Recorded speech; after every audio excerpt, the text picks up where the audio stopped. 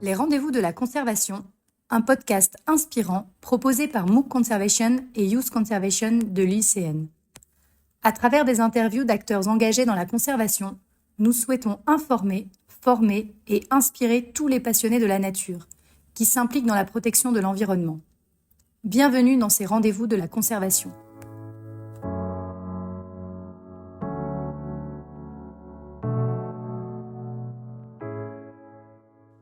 Bienvenue dans ce nouvel épisode des Rendez-vous de la conservation, le podcast qui donne la parole à celles et ceux qui œuvrent chaque jour pour la protection de la nature en Afrique et au-delà. Aujourd'hui, nous allons parler d'un outil clé, mais encore trop peu connu du grand public, mais essentiel pour orienter les actions de conservation à l'échelle mondiale. Ce sont les zones clés pour la biodiversité, plus connues sous le nom anglais de KBA, Key Biodiversity Areas. Pour en discuter aujourd'hui, j'ai le plaisir de recevoir Serge Angali, géographe de formation. À travers ses responsabilités régionales, il contribue activement au processus d'identification, de délimitation et de renforcement des capacités autour du standard KBA de l'UICN. Avec lui, nous allons revenir sur son parcours, expliquer ce qu'est la biodiversité et pourquoi elle est aujourd'hui en crise. Et surtout comprendre comment les KBA sont identifiés et en quoi elles jouent un rôle stratégique dans la conservation. Bonne écoute. Alors Serge, je vais vous laisser tout de suite la parole avec une première question qui va vous permettre de vous présenter. Est-ce que vous pouvez nous expliquer un petit peu votre parcours et ce qui vous a amené à vous engager dans les initiatives liées aux zones clés pour la biodiversité? Bonjour à tous et merci pour cette opportunité de parler sur les zones clés pour la biodiversité. Je m'appelle Serge Angali, biologiste de formation de l'Université de Kisangani. En 2018, j'ai obtenu une bourse du gouvernement chinois pour poursuivre mes recherches de master à Northeast Forestry University pour étudier la gestion de la biodiversité. Alors, en 2023, j'ai intégré le projet du processus d'identification des zones clés pour la biodiversité en RDC, qui a été financé par Bezos et Found comme stagiaire bénévole pendant 6 mois. Ensuite, j'ai eu l'opportunité d'aller travailler dans la réserve de faune et de Lomako pour une année et participer activement aux activités de biomonitoring avec le suivi des caméras trappes et réaliser aussi plusieurs patrouilles sur les espèces clés comme le bonobo, les éléphants et le parc congolais. En 2025, j'ai été recruté comme IUCN Apes Database par Diana Fossey Fund pour gérer le flux de travail de la base de données mondiale des IUCN sur le grand singe. Parmi mes activités, c'était le demande de données, le traitement, le formatage, l'archivage et le contrôle des qualités des données mondiales sur la conservation des grands singes avant de revenir comme point focal régional du programme KBA en Afrique. Je me suis engagé dans les initiatives KBA parce que j'ai vite compris, à travers mes expériences de terrain, qu'il était important d'avoir un outil scientifique solide pour identifier les sites vraiment importants pour la biodiversité. Les standards KBA offrent justement cette rigueur tout en permettant de travailler de manière cohérente dans plusieurs pays. Ce qui m'a beaucoup motivé aussi, c'est la collaboration avec les équipes nationales et l'opportunité d'aider les pays à structurer leurs priorités de conservation de façon participative et transparente. Donc voilà un peu à ce qui me concerne. Merci Serge. Alors avant d'entrer plus dans le vif du sujet, on va avoir l'occasion évidemment de comprendre, de creuser cette notion de zone clé pour la biodiversité. Est-ce que vous pourriez nous rappeler assez rapidement, hein, parce qu'on n'a pas forcément le temps de rentrer dans tous les détails, ce que recouvre la notion de biodiversité et pourquoi on parle aujourd'hui d'une crise mondiale de la biodiversité? Alors, je vais d'abord revenir tout simplement sur la définition de la biodiversité. La biodiversité est définie comme étant la variabilité des organismes vivants de toute origine, y compris les écosystèmes terrestres, marins et autres écosystèmes aquatiques. Cela comprend également la diversité au sein des espèces, entre les espèces et aussi entre les écosystèmes. Dans cette définition-là, il y a trois éléments de la biodiversité qui sont mentionnés, la diversité génétique, la diversité des espèces et aussi la diversité des écosystèmes. Hmm. À l'ère actuelle et au cours de l'histoire récente, la perte de la biodiversité s'est produite à un rythme alarmant dans les environnements terrestres, d'eau douce et aussi marins de la planète. Une crise sans précédent. De nombreuses espèces et de nombreux écosystèmes risquent de disparaître à jamais si rien n'est fait. Il s'agit d'une crise en soi, mais la perte de la biodiversité a également des conséquences négatives importantes sur le bien-être humain, puisqu'elle entraîne la perte de des services écosystémiques. Par exemple, les espèces qui disparaissent peuvent fournir des services écosystémiques vitaux tels que la pollinisation, la purification de l'eau, la pêche et le patrimoine culturel. Selon vous, en Afrique, quels sont les principaux moteurs? Parmi les principaux moteurs de cette crise en Afrique, c'est d'abord l'exploitation des ressources naturelles. Il y a le développement des infrastructures dans de nombreux pays, la construction des routes. Toutes ces activités-là ont un impact négatif sur la crise actuelle que nous sommes en train de vivre. Et si rien n'est fait, tous ces sites-là, tous ces écosystèmes-là peuvent disparaître à jamais. D'où il est important de mettre en place des stratégies de conservation, parmi tant d'autres, la sauvegarde de la biodiversité qui est la stratégie la plus efficace à conserver les sites stratégiques pour la priorisation de la biodiversité au niveau régional, au niveau de l'Afrique et partout dans le monde. Alors maintenant, on va rentrer dans le vif du sujet, Serge, donc sur les zones clés pour la biodiversité. Est-ce que vous pouvez expliquer pour nos auditeurs qu'est-ce qu'une zone clé pour la biodiversité et en quoi ce concept est central pour la conservation? Alors, les zones clés pour la biodiversité sont des sites qui contribuent de manière significative à la persistance de la biodiversité mondiale. Mhm. Les critères utilisés pour identifier les KBA intègrent les éléments de la biodiversité au niveau génétique des espèces et aussi au niveau des écosystèmes. Ces critères-là sont applicables aux systèmes qui sont terrestres, d'eau douce et aussi marins partout dans le monde. Les zones clés pour la biodiversité jouent un rôle central dans la sauvegarde de la biodiversité mondiale. Ces sites contribuent de manière significative à la persistance de la biodiversité.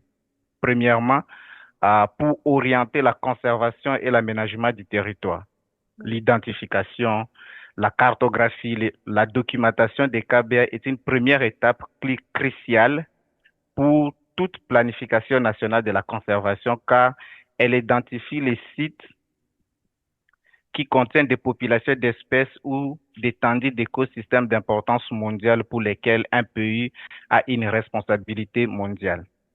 Les KBA aussi peuvent guider toute expansion du réseau d'aires protégées ou des autres mesures de conservation pour atteindre la cible 3 du cadre mondial pour la biodiversité de 30% d'ici 2030. Les KBA aussi devraient être intégrés dans des plans d'aménagement du territoire tenant compte de la biodiversité pour garantir que ces sites ne sont pas destinés au développement ou au changement d'utilisation des terres. Et aussi, l'identification des KBA permet d'orienter le financement dans les sites prioritaires pour la conservation de la biodiversité. Ouais, c'est très intéressant. Et est-ce que vous pouvez nous expliquer comment le standard KBA de l'UICN a été développé et pourquoi il était en fait nécessaire à un moment de disposer d'un cadre mondial qui soit harmonisé?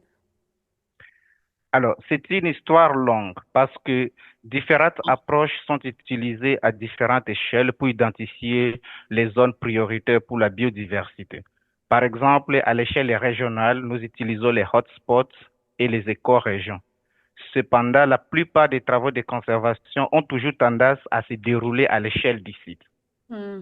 Depuis les années 1985 à 1989, BirdLife International a dressé une liste de sites européens importants pour les oiseaux dans le cadre d'un projet. À partir de ces modèles, ils ont entamé alors le processus d'identification des zones importantes pour la biodiversité que nous connaissons sous le nom des ICO dans le monde entier. Les succès de cette approche a conduit à d'autres groupes taxonomiques à établir des approches similaires spécifiques à leur groupe taxonomique. Cependant, les décideurs ne s'y retrouvaient pas car il n'y avait pas de standardisation entre les différents groupes taxonomiques. C'est ainsi que, lors du Congrès mondial de la nature de Bangkok en 2004, le membre de l'ICN a reconnu la nécessité d'un cadre unificateur pour l'identification des sites importants à travers l'ensemble de toute la biodiversité.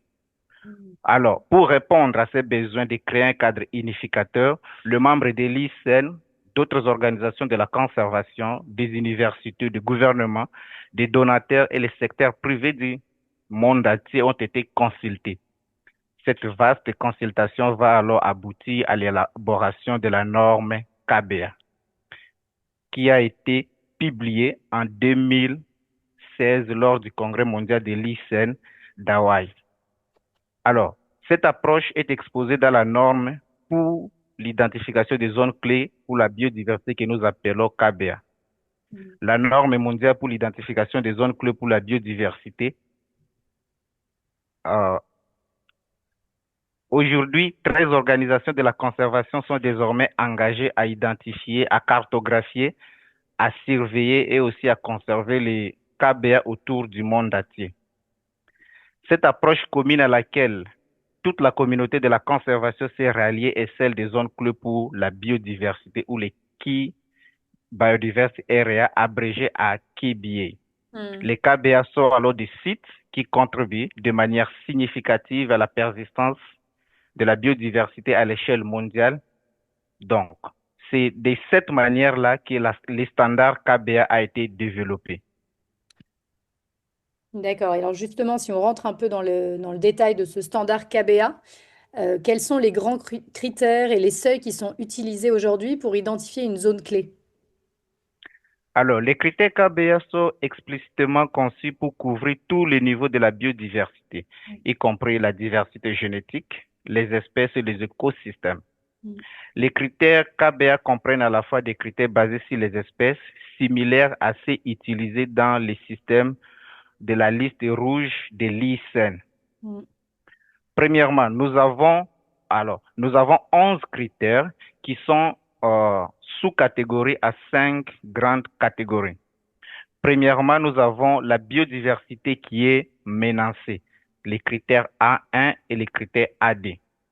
Les critères de la biodiversité menacée A identifient les sites contribuant de manière significative à la persistance mondiale d'espèces menacées ou des types d'écosystèmes. Nous avons les critères B. Les critères B identifient les sites qui contribuent d'une manière significative à une biodiversité qui est géographiquement restreinte. Et c'est là, dans les critères B, nous avons les critères B1 qui identifient une population mondiale d'espèces qui est individuelle et géographiquement restreinte. Les critères BD d'espèces concomitantes géographiquement restreintes. Les critères B3, ce sont des assemblages géographiquement restreints. Et aussi, en fait, les critères B4, c'est le type d'écosystème qui est géographiquement restreint. Nous avons les critères C pour l'intégrité écologique, qui identifient les sites contribuant de manière significative à la persistance mondiale des communautés écologiques qui sont entièrement intactes avec l'appui des processus écologiques à grande échelle. Nous avons les critères D qui identifient les sites qui maintiennent des processus biologiques au niveau mondial. Et premièrement, nous avons les sous-critères D1 pour les agrégations démographiques, les sous-critères D2 pour les refuges écologiques et enfin nous avons les critères D3 pour les sources de recrutement. Et pour terminer, nous avons les cinquièmes critères, les critères D qui a pour l'irremplaçabilité par une analyse quantitative. Donc, les critères D identifient les sites qui présentent une irremplaçabilité très élevée pour la persistance de la biodiversité mondiale. tels que déterminés par une analyse quantitative et de l'irremplaçabilité basée sur la complémentarité. Donc voilà un peu les cinq catégories des critères pour l'identification des zones clés pour la biodiversité. Et alors maintenant qu'on a ces critères, comment ça se déroule de façon assez concrète, le processus d'identification et de délimitation d'une zone clé, depuis la collecte des données jusqu'à la validation de la zone? Alors, nous avons cinq étapes ou cinq stades pour l'identification d'une zone clé pour la biodiversité. Et ce travail se passe généralement au niveau national par ce que nous appelons le groupe national de coordination KBA qui sont établis dans chaque pays dans le processus d'identification des KBA. Allez, au stade de la proposition qui est la première étape, le groupe national de coordination KBA ou le proposat KBA va compiler et analyser les données au cours de la phase de l'analyse. Mm. Il va appliquer ensuite les critères, il va organiser des consultations avec les différentes parties prenantes nationales, il va déterminer la délimitation du site et il va compléter la proposition des KBA qui se fait en ligne. Donc ça, c'est la première étape. Après, au niveau de la deuxième étape, c'est l'examen qui Mm. se fait par le point focal régional. Le point focal régional va vérifier la proposition, s'il a des commentaires à formuler, et il va demander au proposant ou au groupe national de coordination KBA d'expliquer ou de mettre en jour certaines informations ou si certaines informations sont manquantes. Le point focal régional renverra les documents au proposant au groupe national de coordination. Ces derniers devront alors répondre à ces commentaires et renvoyer encore la proposition au point focal régional. Lorsque le point focal régional est satisfait de la proposition, il va l'approuver et la renvoie au proposant. À ce stade-là, le proposant peut maintenant proposer les sites au secrétariat KBA pour passer à la troisième étape qui est de la nomination. Le secrétariat vérifiera également la proposition et s'il a des commentaires ou des préoccupations, il va renvoyer au proposant ou au groupe national de coordination KBA pour réviser la proposition. Enfin, nous avons la cinquième étape qui est celle de la confirmation. Et cela se fait par le secrétariat du programme KBA. Il va confirmer les sites attaqués KBA. Cela signifie qu'au stade de la confirmation, le site sera alors publié dans la base de données mondiale des zones clés pour la biodiversité qu'on appelle en anglais WKBA. Donc voici un peu cinq étapes pour le processus d'identification d'une zone clé pour la biodiversité. Merci Serge pour ce résumé très clair de ces étapes. On imagine bien que voilà, ça c'est la théorie, ça doit se passer comme ça sur le papier, comme on dit, mais dans la vraie vie, dans la réalité, on imagine aussi qu'il y a beaucoup de défis qui sont rencontrés lors de l'identification des zones clés. On pense peut-être au manque de données ou à des soucis au niveau des capacités techniques, de la gouvernance, de l'acceptation peut-être des communautés. Voilà, donc est-ce que vous pourriez, sans rentrer dans tous les détails, mais nous dire un peu, vous, de votre expérience, quels sont les principaux défis qui sont rencontrés sur le terrain? Alors, l'identification des KBA en Afrique se heurte généralement à cinq grandes catégories. Comme vous venez de le dire, il y a la disponibilité, la qualité des données. Hmm. Les données sont généralement insuffisantes ou incomplètes, surtout les inventaires biologiques qui sont rares ou obsolètes, notamment pour les taxons non charismatiques, par exemple les plantes, les amphibiens, les poissons et aussi les invertébrés. Nous avons un deuxième défi sur la capacité technique limitée. Il y a de faibles nombres de spécialistes formés aux critères et à la méthodologie du standard KBA. Il manque souvent des compétences parfois insuffisantes en SIG ou dans la cartographie. Le troisième défi, c'est dans la gouvernance, la coordination et aussi les cadres institutionnels.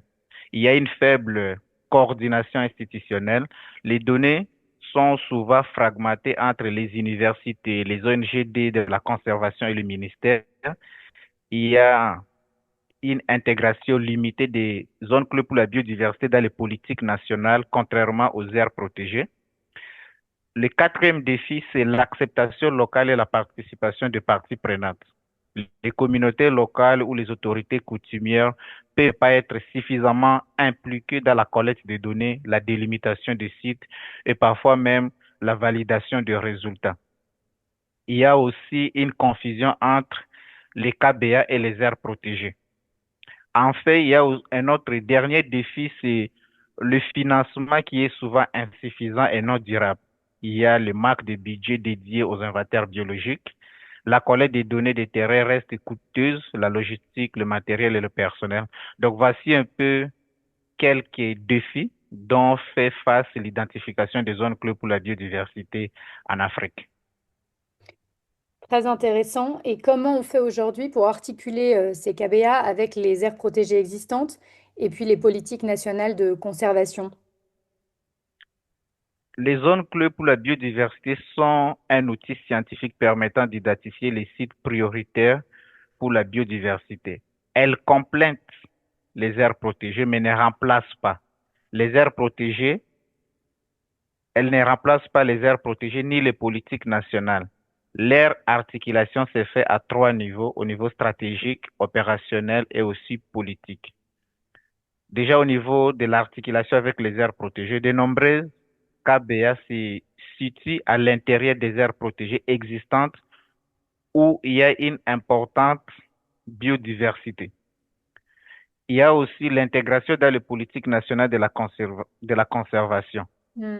Les KBA soutiennent le cadre mondial pour la biodiversité, surtout la cible 3, celui des 30% d'aires protégées et aires conservées d'ici 2030. Les KBA aident à déterminer où les efforts de conservation doivent se concentrer Hmm. et aussi il soutient les stratégies nationales de la biodiversité. Ok. Enfin, nous avons l'utilisation par les acteurs nationaux et régionaux, surtout par le gouvernement. Le gouvernement s'appuie sur les données des KBA pour orienter les priorités de conservation. Ils, in- Ils sont intégrés dans les stratégies nationales ou régionales. Et en fait, nous avons les ONGD, les partenaires techniques. Les KBA servent de base aux projets de conservation dans la restauration, la lutte contre les espèces invasives et aussi les inventaires ciblés. Donc, voici, d'une manière claire, euh, voici ce que je peux dire par rapport à l'articulation des KBA et les zones clés pour la biodiversité. Et alors Serge, quand on a préparé cet entretien, vous avez insisté sur l'importance des collaborations régionales et du renforcement des capacités. Pourquoi, selon vous, ces deux dimensions sont-elles essentielles pour la réussite du processus KBA? Les standards mondiaux pour l'identification des zones clés pour la biodiversité prévoient que le processus d'identification des zones clés pour la biodiversité soit largement mené par des organisations et des experts locaux afin de garantir l'adhésion et l'appropriation du programme, qui sont essentiels pour la sauvegarde et la conservation future de ces sites. D'où l'importance, premièrement, des groupes nationaux de coordination KBA qui incluent plusieurs personnes, le membre du gouvernement, les organisations de la conservation, les universités, les chercheurs, pour arriver à cette identification-là. L'identification, la validation et la mise à jour des KBA reposent sur des données qui sont scientifiques, des experts qui sont variés et des mécanismes institutionnels robustes. En Afrique, ces processus ne peuvent réussir pleinement sans la collaboration régionale et ça aussi le renforcement structuré des capacités des acteurs de la conservation nationale. Merci beaucoup Serge. Alors on arrive à la fin de notre entretien. Est-ce que pour conclure, vous auriez un message que vous souhaiteriez adresser aux décideurs, aux scientifiques et aux acteurs de terrain sur l'importance des KBA pour l'avenir de la biodiversité? Oui, j'ai un message. À l'ère actuelle où la biodiversité décline à un rythme sans précédent, les zones clés pour la biodiversité représentent un outil scientifique pour orienter nos efforts et aussi concentrer nos ressources là où elles auront plus d'impact. Les KBA ne sont pas seulement des points sur une carte, ce sont les dernières fondations écologiques essentielles sur lesquelles repose la résilience de notre planète. Elles permettent de cibler les investissements, de planifier l'extension des aires protégées, d'orienter les politiques nationales et de respecter les engagements internationaux comme le cadre mondial pour la biodiversité. Les KBA sont un langage commun entre la science, la politique et les actions. Elles nous permettent de dépasser les frontières, d'unir nos forces et de bâtir un avenir où la biodiversité continue de prospérer. Aujourd'hui, protéger ces sites, c'est de protéger notre propre avenir de toute l'humanité. Merci beaucoup Serge pour cet échange très clair et structurant. On voit que les zones clés pour la biodiversité sont des outils essentiels pour prioriser les efforts de conservation et votre éclairage aujourd'hui a permis de mieux comprendre leur portée, leur rigueur scientifique et leur importance stratégique, notamment en Afrique et dans les pays francophones. Donc un grand merci Serge d'être venu aujourd'hui témoigner. Merci à vous également de m'avoir invité. Et merci également à vous, auditrices et auditeurs, d'avoir suivi cet épisode des Rendez-vous de la conservation. Si cet épisode vous a permis de mieux comprendre ce que sont les KBA, alors n'hésitez pas à le partager largement autour de vous et à soutenir les initiatives de conservation basées sur la science en vous abonnant à notre chaîne de podcast Les Rendez-vous de la conservation. Je vous dis à très bientôt pour un nouvel épisode des Rendez-vous de la conservation.